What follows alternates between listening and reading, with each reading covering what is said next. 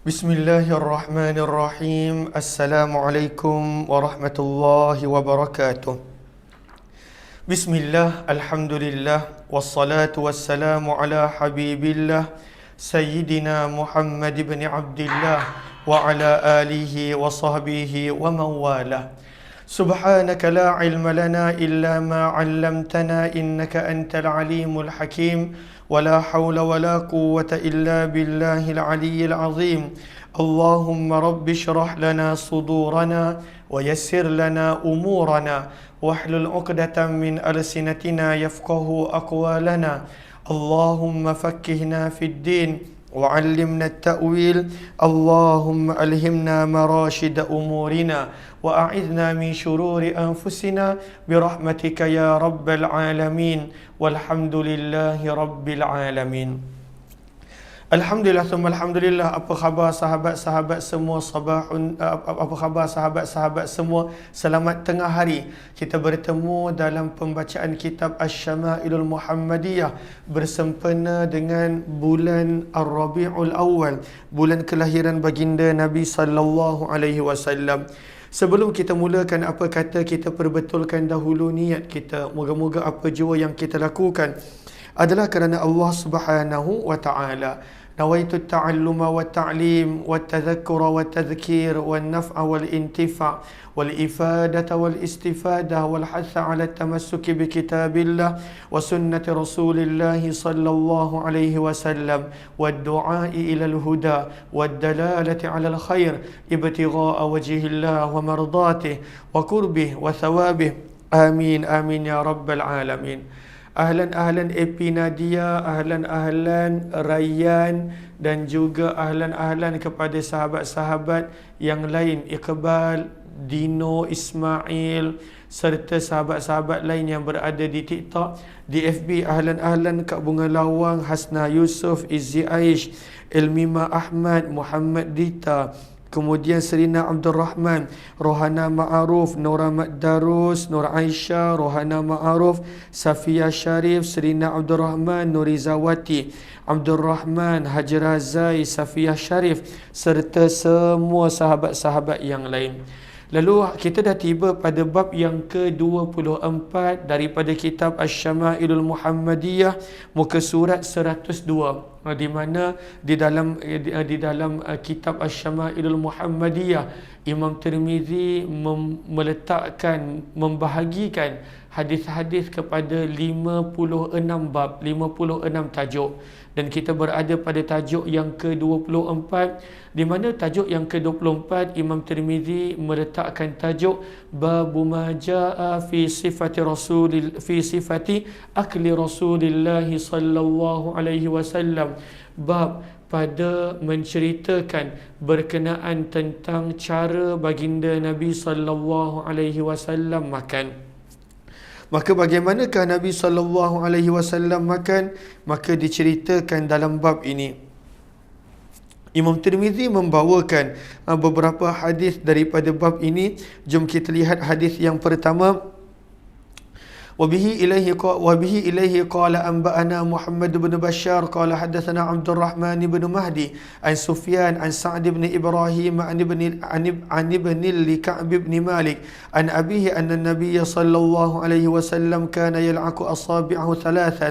قال أبو عيسى وروى غير محمد بن بشار هذا الحديث قال يلعق أصابعه الثلاث. Maka dalam hadis yang pertama menerangkan kepada kita yang Nabi SAW ketika mana baginda makan, baginda akan menjilat jari baginda. Maka daripada Ka'ab bin Malik radhiyallahu anhu, beliau berkata, baginda Nabi SAW ketika mana makan, baginda akan menjilat jari jemari baginda 3 kali. Maka perawi yang pertama menyebut Nabi akan jilat 3 kali. Sementara perawi yang lain berkata baginda Nabi SAW menjilat jari baginda yang 3. Sebab Nabi SAW makan menggunakan 3 jari. Maka perawi yang pertama berkata Nabi SAW akan jilat setiap jari pada waktu itu 3 kali. Perawi yang kedua pada waktu itu ada sedikit pertukaran, menyebut yang Nabi SAW akan menjilat jari baginda yang 3. Tapi cara Nabi SAW jilat bukanlah pada waktu itu dengan mengeluarkan lidah, tetapi dengan cara menyisip pada bibir setiap jari tersebut. Maka daripada hadis yang pertama yang kita boleh nampak adalah yang pertama, bagaimana Nabi SAW akan menyisip jari baginda yang 3 yang Nabi SAW gunakan untuk makan, dan Nabi SAW menyisipnya sebanyak 3 kali. Riwayat yang kedua pun lebih kurang sama, begitu juga riwayat yang seterusnya. Wabihi ilaihi, riwayat 139. Wabihi ilaihi qala hadatsana Al-Hasan bin Ali Al-Khallal qala hadatsana Affan qala hadatsana Hammad bin Salamah an Thabit an Anas radhiyallahu anhu qala kana an-nabiy sallallahu alaihi wasallam idza akala ta'aman la'ika asabi'ahu thalath. Daripada Anas bin Malik radhiyallahu anhu, beliau berkata, apabila Nabi sallallahu alaihi wasallam selesai makan, maka Nabi SAW akan menjilat jari baginda yang 3. Kata para ulama, makanan yang sesuai untuk menggunakan 3 jari, maka sunnah untuk menggunakan 3 jari. Maka baginda Nabi SAW banyak memakan roti, kurma dan sebagainya yang pada waktu itu sesuai dengan 3 jari. Maka kata para ulama, sunnah menggunakan 3 jari. Namun kata para ulama, pada makanan-makanan yang tidak sesuai menggunakan 3 jari, seperti kita makan nasi dan sebagainya, maka tidak menjadi masalah untuk menggunakan 5 jari. Namun pengajaran yang kita boleh dapat adalah, yang pertama, pentingnya untuk kita menyisip jari selepas selesai daripada makan, berdasarkan hadis 139 dan hadis 138. Sebab kadang-kadang kita tak tahu pada sisa-sisa makanan yang ada pada jari jemari kita, sebenarnya itulah yang adanya pada waktu itu, Allahumma salli ala sayyidina Muhammad, keberkatan. Dalam hadis Nabi SAW sebut, kerana kamu tidak tahu pada bahagian mana yang terletaknya keberkatan. Maka sebab itu boleh kita jilat, kita sisip selepas daripada makan jari jemari kita. Riwayat yang seterusnya 140 menerangkan yang Nabi SAW tidak suka makan bersandar, dan ini telah kita baca juga pada bab-bab sebelum ini. Wabihi ilaihi qala hadatsana Husain bin Ali bin Yazid As-Suda'i Al-Baghdadi qala hadatsana Ya'qub bin Ishaq an Al-Hadrami qala hadatsana Syu'bah an Sufyan Ats-Tsauri an Ali bin Al-Aqmar an Abi Juhaifah radhiyallahu ta'ala anhu qala qala an-nabiy sallallahu alaihi wasallam amma ana fala akulu muttaki'a. Daripada Abu Juhaifah radhiyallahu anhu, beliau berkata, baginda Nabi sallallahu alaihi wasallam bersabda, adapun aku tidak makan dalam keadaan bersandar. Maka ketika mana makan, maka pada waktu itu makruh hukumnya untuk bersandar. Bersandar pada sofa, bersandar pada dinding. Nabi SAW tidak suka makan dalam keadaan bersandar. Kerana dalam riwayat yang lain menerangkan itu adalah keadaan orang-orang yang sombong ketika mana makan. Maka bila makan, kita duduk dengan betul. Bahkan kalau ada duduk atas kerusi pun tak apa, tapi duduk dalam betul, dalam keadaan tidak perlu bersandar, kerana Nabi SAW tidak menyukai orang yang makan dalam keadaan bersandar. Riwayat yang ke-141 lebih kurang sama makna, berkenaan tentang Nabi tidak suka makan bersandar. Wabihi ilaihi qala hadatsana Muhammad bin Bashar qala hadatsana Abdurrahman bin Mahdi qala hadatsana Sufyan an Ali ibn Al-Aqmar nahwa. Maka daripada Ali bin Aqmar adalah riwayat yang sama. Ahlan-ahlan kepada sahabat-sahabat yang baru join, sama ada yang berada di TikTok ataupun yang berada di FB, setiap kali kita mendengar nama Nabi, maka perbanyakkanlah selawat. Dengan setiap satu selawat dikurniakan 10 rahmat kepada setiap daripada kita. Riwayat yang ke-142 kembali menceritakan yang Nabi makan menggunakan 3 jari, dan Nabi akan menyisip jari baginda selepas daripada makan. Wabihi ilaihi qala hadatsana Harun bin Ishaq Al-Hamdani qala hadatsana Abdah bin Sulaiman an Hisham bin Urwah an ibn Ka'b bin Malik an abihi qala kana Rasulullah SAW ya'kulu bi asabihi thalath wa yal'aquhun. Maka riwayat yang ke-142 daripada Ka'b bin Malik radhiyallahu anhu, beliau berkata, Nabi SAW makan dengan menggunakan 3 jari. Kita dah terangkan, kalaulah makanan tersebut sesuai dengan 3 jari, seperti roti, kurma dan sebagainya, maka sunnah menggunakan 3 jari ketika mana makan. Tetapi sebaliknya, kalaulah makanan tersebut adalah makanan yang pada waktu itu tidak sesuai menggunakan 3 jari, maka tidak mengapa menggunakan kelima-lima jari. Tapi janganlah sampai tapak tangan pun pada waktu itu kita ada kesan makan dan sebagainya. Maka Nabi SAW makan hanya menggunakan 3 jari pada makanan roti dan sebagainya.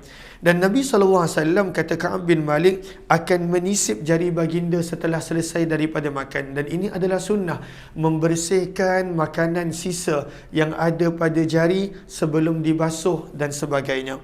Riwayat 143, saya baca dulu sanad dan perawinya. Wa bihi ilaihi qala hadatsana Ahmad bin Mani'in qala hadatsana Al-Fadl bin Dukain qala hadatsana Mus'ab bin Sulaim qala sami'tu Anas bin Malik radhiyallahu anhu yaqulu utiya Rasulullah sallallahu alaihi wasallam bitamrin fara'aituhu ya'kulu wa huwa muq'im min al-ju'. Riwayat ini menerangkan Nabi sallallahu alaihi wasallam pernah makan bersandar. Tapi Nabi SAW bersandar kerana terlalu tidak bertenaga akibat daripada sangat-sangat lapar. Tapi keadaan biasa, Nabi SAW tidak suka bersandar.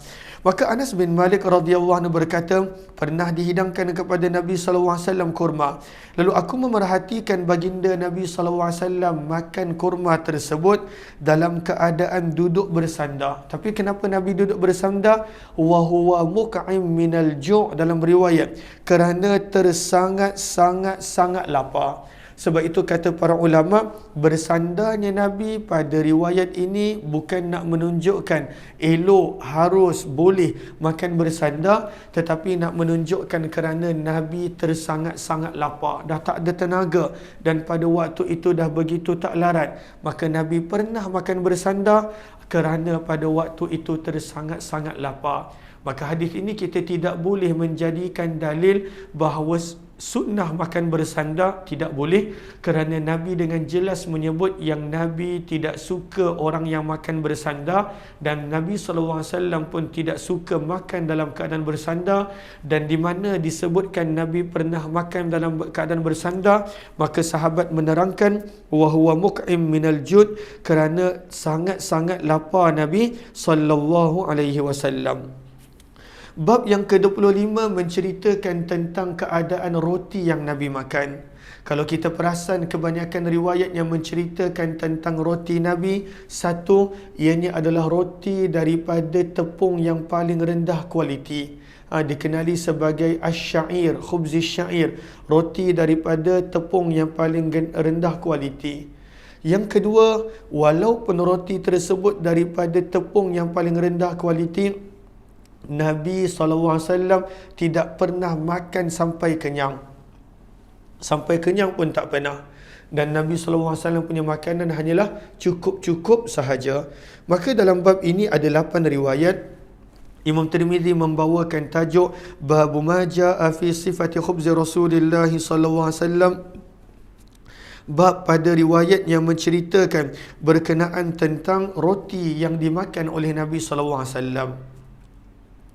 Maka kita sepatutnya kena bersyukur dalam keadaan yang kita lalui. Kita sepatutnya kena bersyukur dalam keadaan yang kita berada. Kita sepatutnya kena bersyukur pada keadaan dan waktu rezeki yang kita ada. Kita sepatutnya kena bersyukur. Maka ini roti Nabi. Jom kita lihat roti Nabi. Kadang-kala makanan yang kita ada pun pada waktu itu ada pelbagai lauk. Ada sayur, ada pada waktu itu Allahumma salli ala Sayyidina Muhammad, ayam, kadang-kala ikan, kadang-kala daging, bahkan telur sekalipun. Dan kita makan kenyang. Nabi SAW dalam sehari, Nabi SAW tidak pernah makan kenyang ke semua keadaan, ke semua waktu makan. Nabi SAW tidak pernah makan kenyang. Nak menunjukkan sederhananya keadaan Nabi SAW. Jom kita lihat Allahumma salli ala Sayyidina Muhammad wa ala alihi washabihi ajma'in. Kata Imam Tirmizi rahimahullah, wa bihi ilayhi qala haddathana Muhammad ibn al-Mathanna wa Muhammad ibn Bashar qala haddathana Muhammad ibn Ja'far qala haddathana Syu'bah an Abi Ishaq qala sami'tu Abdurrahman ibn Yazid yuhaddithu an al-Aswad ibn Yazid an Aisyah radhiyallahu ta'ala anha annaha qalat ma syabi'a al Muhammad sallallahu alaihi wasallam min khubz asy-sya'ir yawmayn mutatabi'ain hatta qubida Rasulullah sallallahu alaihi wasallam. Hadis ini adalah riwayat Ummul Mukminin Aisyah. Kata Aisyah radhiyallahu taala anha, keluarga baginda Nabi, bukan sekadar Nabi, keluarga Nabi pun sama. Ma syabi'a alu Muhammad. Kata Aisyah radhiyallahu taala anha, keluarga baginda Nabi sallallahu alaihi wasallam tidak pernah makan roti asy-syair. Asy-syair. Apakah maksud roti asy-syair? Kata para ulama yang mensyarahkan hadis, iaitu tepung yang paling teruk kualiti, yang paling rendah kualiti. Macam kita tepung putih itu dah melalui pelbagai proses dan sebagainya, tetapi tepung asy-syair adalah tepung yang paling rendah kualiti. Nanti kita akan baca pada riwayat yang akan datang apakah tepung yang Nabi SAW dan kebanyakan pada sahabat makan. Lalu kata Aisyah, keluarga Nabi, bukan sekadar Nabi, keluarga Nabi SAW tidak pernah makan roti asy-syair sampai kenyang 2 hari berturut-turut. Tak pernah ada dalam kehidupan Nabi 2 hari berturut-turut Nabi makan hingga kenyang. Mungkin ada 1 hari kenyang, esok pasti lapar. Mungkin ada hari yang ketiga kenyang, hari keempat pasti lapar. Ini nak menunjukkan sederhananya kehidupan rumah tangga Nabi sallallahu alaihi wasallam, sehinggalah Nabi sallallahu alaihi wasallam wafat. Dan itulah keadaan Nabi sehingga wafat. Walaupun selepas pembukaan kota Mekah, walaupun pada waktu itu tanah Arab jajahannya berada di bawah baginda Rasulullah, sederhananya Nabi, terlalu banyaknya memberi Nabi sallallahu alaihi wasallam kepada orang yang meminta, maka kat rumah Nabi tak ada apa-apa. Roti asy-syair pun pada waktu itu Nabi tak pernah makan bersama dengan keluarga 2 hari berturut-turut kenyang. Riwayat 145, wa bihi ilaihi qala hadatsana Abbas bin Muhammad ad-Duri qala hadatsana Yahya bin Abi Bukair qala hadatsana Hariz bin Uthman an Sulaim bin Amir qala sami'tu Aba Umamah al-Bahili radhiyallahu ta'ala anhu yaqul ma kana yafdulu an ahli bait Rasulullah sallallahu khubzus syair. Maka riwayat ini menerangkan daripada Abu Umamah al-Bahili radhiyallahu anhu, ahli keluarga Nabi SAW tidak pernah mempunyai lebihan roti. Tak pernah ada roti berbaki. Maksudnya apa yang ada untuk mereka makan cukup-cukup. Nak kata kenyang pun taklah kenyang sangat. Sebab itu kata pensyarah yang mensyarahkan hadis ini, makanan yang ada dalam rumah Nabi hanyalah cukup-cukup. Dan ini kadang-kala kita nak mendidik syukur pada diri kita, nak mendidik syukur pada anak-anak kita. Kadang-kala makanan punya banyak tetapi memilih untuk makan.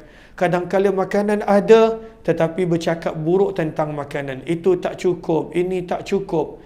Nak menunjukkan sepatutnya bersyukur dengan apa yang kita ada, apa yang dihidangkan. Nabi SAW tak pernah berkata buruk tentang makanan. Sekalipun tak pernah. Jika suka, makan.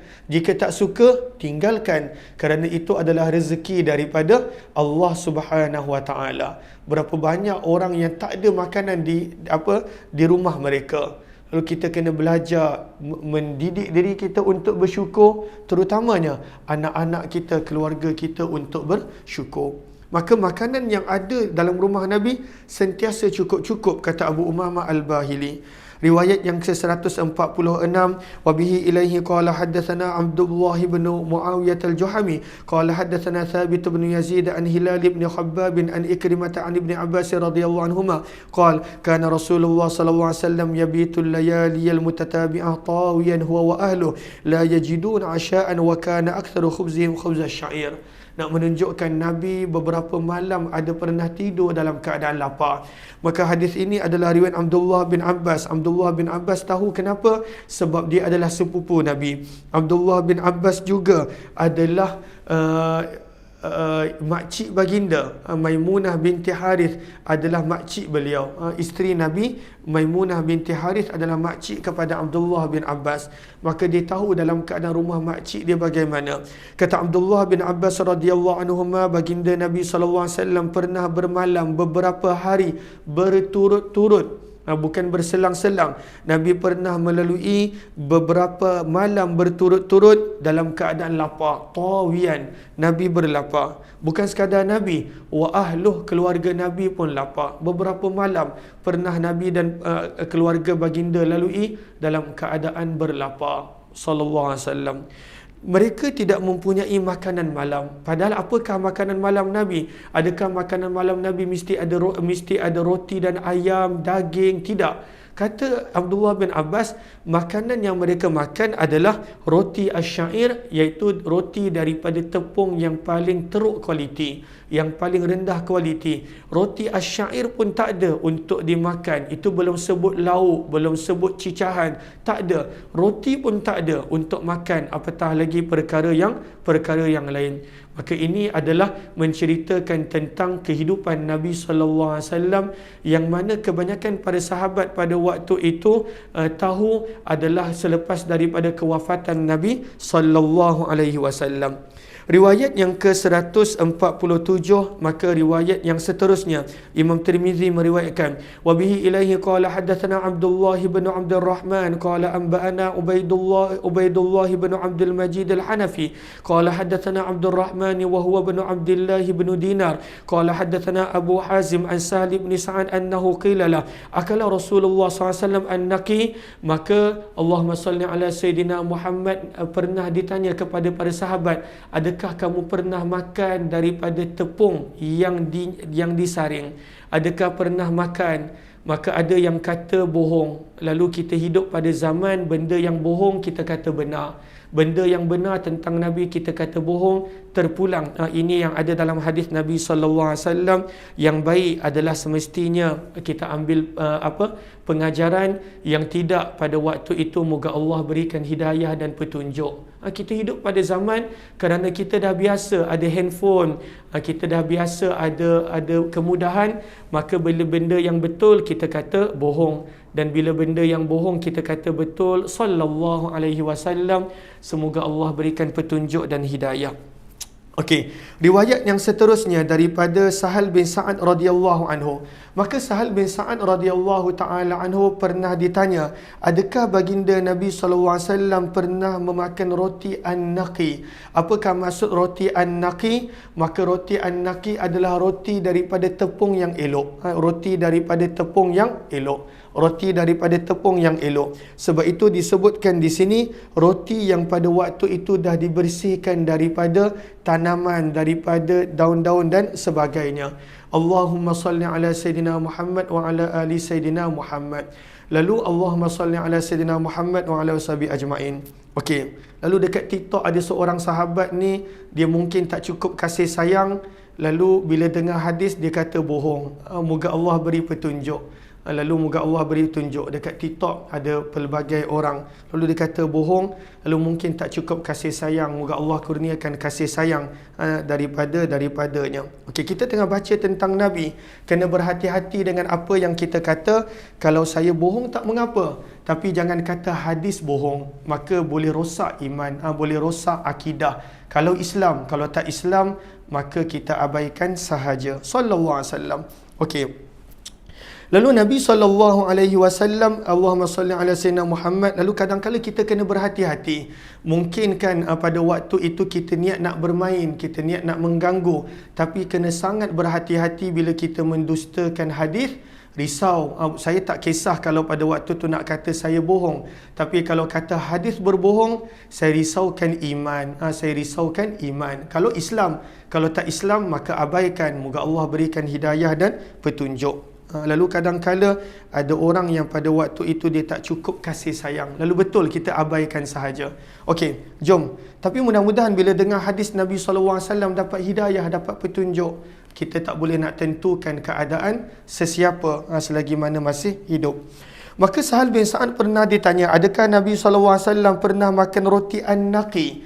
An-naqi, kata para ulama, adalah roti yang diperbuat daripada tepung yang elok, daripada tepung yang telah dinyaring ataupun pada waktu itu telah dihilangkan kesan-kesan daripada tanaman tepung zaman kita yang telah diproses. Maka kata Sahal bin Sa'ad radhiyallahu taala anhu, Nabi SAW pada zaman baginda tidak pernah melihat roti yang diperbuat daripada tepung an-naqi. Nabi tak pernah lihat. Sehinggalah Nabi SAW menghadap Allah Azza wa Jalla, iaitu sehingga Nabi SAW wafat. Maka para tabi'in yang pada waktu hidup, pada waktu itu mereka terkejut, dan pada waktu itu mereka bertanya kepada Sahal bin Sa'ad radhiyallahu anhu, lalu apakah yang pada waktu itu kamu makan? Adakah pada zaman kalian ada manakhil? Manakhil maksudnya tempat untuk menyaring, menyaring gandum daripada tanaman tersebut disaring dan pada waktu itu menjadi tepung. Maka kata Sahal bin Sa'ad, kami hidup pada zaman Nabi SAW, zaman tersebut tidak ada manakhil, tak ada peralatan untuk pada waktu itu menyaring tepung. Lalu sebab itu disebut dalam nota kaki, iaitu apakah manakhil? Alat untuk mengayak ataupun menyaring tepung supaya pada waktu itu menjadi halus dan pada waktu itu menjadi tepung seperti pada zaman kita. Maka kata Sahal bin Sa'ad, kami tidak memiliki manakhil. Maka para tabi'in bertanya, lalu bagaimana kalian lakukan dengan gandum daripada tanaman tersebut? Macam manakah cara yang kamu buat untuk proses untuk menjadi tepung supaya dibuat roti? Maka Sahal bin Sa'ad radhiyallahu anhu menjawab, kami akan pada waktu itu menghancurkan gandum tersebut, tanaman tersebut, dan kemudian kami akan meniupnya, lalu apa yang terbang, maka terbang daripada sisa-sisa tanaman yang telah dihancurkan tadi. Kemudian yang bakinya kami akan mengadunnya dan pada waktu itu kami akan buat roti. Tak ada pada waktu itu peralatan, tak ada pada waktu itu mesin untuk membuat tepung seperti zaman kita. Lalu ini keadaan pada zaman Nabi SAW. Riwayat yang seterusnya pun lebih kurang sama, nak menceritakan adakah Nabi pernah makan daripada roti yang lembut, tepung yang biasa dimakan pada zaman kita. Para sahabat menyebut Nabi SAW tidak pernah makan. Maka pada zaman Nabi, gandum tersebut diambil, dihancurkan, dan pada waktu itu apa yang terbang dengan tiupan dan sebagainya, itu yang tak dimakan. Yang berbaki itulah yang dimakan. Sallallahu alaihi wasallam. Riwayat 148, wa bihi ilaihi qala hadatsana Muhammad bin Bashar qala hadatsana Muadz bin Hisham qala akhbarani abi an Yunus an Qatadah an Anas bin Malik radhiyallahu anhu qala ma akala Nabiyullah sallallahu alaihi wasallam ala khiwan wala fi sukurruja wala khubiza lahu murakkak. Maka dalam riwayat ini Anas bin Malik menceritakan baginda Nabi sallallahu alaihi wasallam tidak pernah makan di atas meja makan. Lalu Nabi tak pernah mempunyai meja makan. Tetapi para sahabat seperti Anas bin Malik, beliau pernah makan di atas meja makan. Zaman dulu ramai orang makan bawah.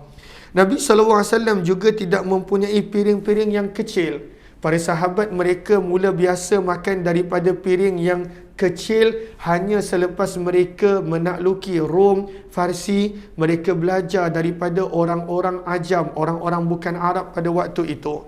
Maka Nabi SAW tidak makan daripada piring-piring yang kecil. Maksudnya Nabi tidak pernah biasa makan daripada makanan yang mempunyai banyak pilihan.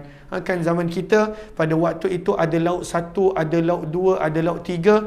Orang Arab pada waktu itu panggil ia sebagai sukur rujah, makanan yang berlauk. Lalu Nabi SAW tak begitu. Nabi tak adalah bila ada makan pada waktu itu ada banyak pilihan lauk. Nabi SAW tidak ada begitu. Lalu Nabi tak pernah makan atas meja, belum ada kebiasaan. Nabi tidak pernah mempunyai piring yang kecil, maksudnya tak ada berjenis-jenis lauk ketika mana makan. Dan Nabi SAW tidak pernah dibuatkan untuk baginda makan roti daripada gandum yang halus. Tak pernah. Nabi hanya makan roti daripada gandum asyair, iaitu tepung yang masih lagi ada saki baki daripada tanaman gandum pada dia.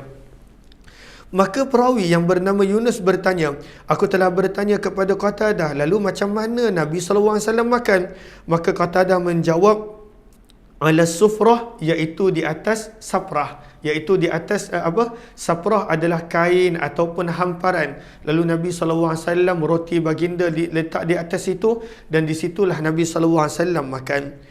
Maka berkata Muhammad bin Bashar, dan sebagainya. Lalu ini adalah menceritakan tentang sederhananya kehidupan Nabi dan para sahabat pada permulaan Islam. Riwayat yang ke-149. Wa bihi ilaihi qala haddatsana Ahmad bin Mani'in qala haddatsana Abbad bin Abbad al-Muhallabi an Mujadid an Sya'bi an Masruq qala dakhaltu ala Aisyah fada'at li bi ta'amin wa qalat ma ashba'u min ta'amin fa asha'u an abki illa bakaitu. Maka pernah Aisyah hidup lama. Beliau hidup lebih kurang, Allahumma salli ala Sayyidina Muhammad, 30 lebih tahun selepas Nabi wafat. Nabi SAW bahkan 40 lebih, sebab beliau wafat pada tahun 54 Hijrah, Nabi wafat pada tahun 11 Hijrah. Lebih kurang 43 tahun selepas Nabi SAW wafat, beliau masih hidup.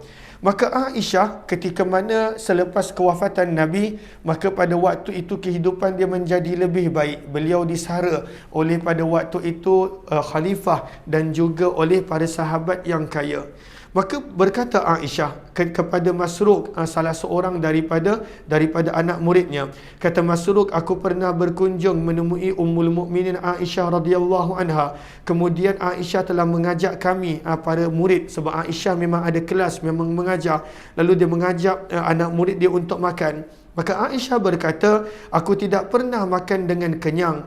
Aku rasa ingin menangis sehingga aku boleh menangis. Lalu dia nak menangis setiap kali bila nampak makanan yang banyak. Kenapa? Sebab waktu dia hidup dengan Nabi SAW, dalam hadis-hadis yang sebelum ini, maka pada waktu itu tidak pernah keluarga Nabi makan hingga kenyang. Maka Cik Da kata, betul, kalau di Sarawak, maka kenduri kendara pun akan makan beralaskan kain saprah. Masya Allah. Lalu Nabi SAW waktu hidup, Nabi tak pernah makan hingga kenyang. Maka bila Nabi dah tak ada, dan pada waktu itu Aisyah hidup dalam keadaan senang, maka pada waktu itu dia akan menangis ketika mana melihat makanan yang banyak. Kata Aisyah, aku teringat keadaan ketika Nabi SAW meninggalkan dunia ini. Demi Allah, baginda SAW tidak pernah kenyang, walaupun dengan roti dan daging 2 kali dalam sehari. Tak pernah adanya kita kadang-kala sehari 3 kali kenyang, bahkan kadang-kala sentiasa kenyang. Nabi kalaulah pada waktu itu satu waktu makan kenyang, waktu makan yang lain pasti lapar. Tak pernah dalam sehari ada 2 kali Nabi SAW kenyang. Ini sederhananya kehidupan Nabi SAW. Riwayat yang ke-150 masih lagi menceritakan yang sama. Wabihi ilahi qala hadatsana Mahmud bin Ghailan qala hadatsana Abu Daud qala hadatsana Syu'bah an Abi Ishaq qala sami'tu Abdurrahman bin Yazid yuhaddits an al-Aswad bin Yazid an Aisyah radhiyallahu ta'ala anha qalat ma syabi'a Rasulullah sallallahu alaihi wasallam min khubz asy-sya'ir yawmayn mutatabi'ain hatta kubil. Lalu diriwayatkan daripada Aisyah radhiyallahu anha, Nabi SAW tidak pernah makan hingga kenyang walaupun sekadar roti asy-syair. Bukannya tak pernah makan kenyang pada waktu itu dengan makanan yang mewah, tidak. Makanan yang sederhana, roti asy-syair, roti yang paling rendah kualiti pun Nabi SAW tidak pernah makan hingga kenyang walaupun selama 2 hari berturut-turut sallallahu alaihi wasallam hingga Nabi wafat. Riwayat yang ke-151 yang dibawakan oleh Imam Tirmizi, maka daripada Anas bin Malik radhiyallahu taala anhu, beliau berkata, ma akala Rasulullah sallallahu alaihi wasallam ala khiwan. Nabi tidak pernah makan di atas meja makan. Wala akala khubzan muraqqaqa. Nabi tak pernah makan roti daripada tepung yang elok, iaitu roti yang lembut. Nabi SAW tak pernah makan hatta mata, sehinggalah Nabi SAW wafat. Maka hadis-hadis ini yang kita baca bukanlah nak menyuruh kita menjalani kehidupan seperti baginda Nabi, kerana kita takkan mampu. Tapi hadis-hadis ini kita baca supaya kita dapat menghargai pengorbanan yang dilalui oleh Nabi sallallahu alaihi wasallam dan para sahabat, yang mana pada waktu itu kehidupan mereka dalam nak menyebarkan agama adalah kehidupan yang sangat-sangat sederhana. Dan antara pengajaran yang kita boleh dapat, bagaimana dalam kehidupan seperti ini baginda Nabi SAW mendidik kita untuk bersyukur, mengajarkan kepada kita untuk bersyukur, tidak pernah komplain. Nabi SAW dalam hadis menyuruh untuk tidak pernah komplain ketika mana makan dan sebagainya. Itulah sifat dan sikap yang perlu kita ambil kalaulah kita nak ikut Nabi SAW punya kehidupan seperti ini. Nescaya kita pasti tidak akan mampu. Bab yang ke-26 menceritakan tentang apakah yang Nabi SAW pernah makan dengan roti. Adakah Nabi pernah makan ayam? Adakah Nabi SAW makan roti dengan apa? Ini semua akan dibawakan dalam bab yang ke-26, di mana ada lebih kurang 34 hadis, 34 riwayat yang dinukilkan oleh Imam Tirmizi. InsyaAllah kita akan sambung pada jam 10 malam 10.30 malam nanti pembacaan kita Asy-Syama'il. Kita jumpa jam 6 petang nanti dalam pembacaan kita Al-Adhkar. Terima kasih kepada sahabat-sahabat semua yang meluangkan masa. Apa yang baik daripada Allah, yang tidak daripada kelemahan diri serta kekurangan ilmu. Wabillahi taufiq wal hidayah. Assalamualaikum warahmatullahi wabarakatuh. Jazakumullah khairah. Terima kasih semua. Jumpa lagi insya-Allah.